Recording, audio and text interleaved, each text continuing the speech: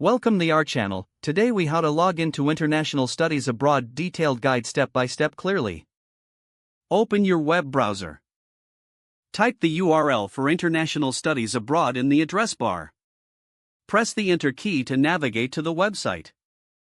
On the home page, look for the login option, usually found in the upper right corner. Click on the login button. You will be directed to the login page. Here, you will see fields for your username and password.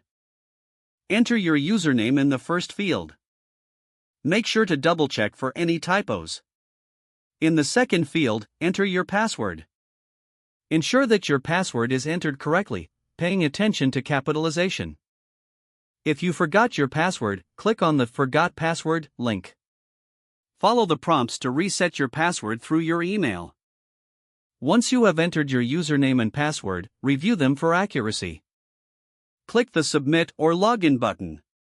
If your credentials are correct, you will be redirected to your personal dashboard. In case of an error message, verify your username and password again. If you continue to face issues, consider contacting customer support for assistance. Once logged in, explore the features available on your dashboard. Take note of any important notifications or tasks that require your attention. You are now successfully logged into International Studies Abroad. If the page does not load, refresh the browser or try again in a private or incognito window. Make sure you are using the correct email address, then retype it carefully to avoid small typos. If your password is not accepted, use the reset option and create a new strong password you can remember. Check your spam folder for verification or security emails, then complete any requested confirmation steps.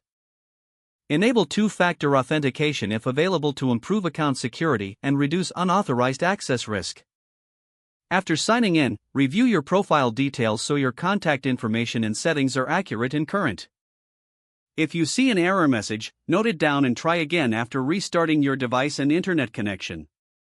Don't forget to like this video and subscribe to our channel for more step-by-step tech guides.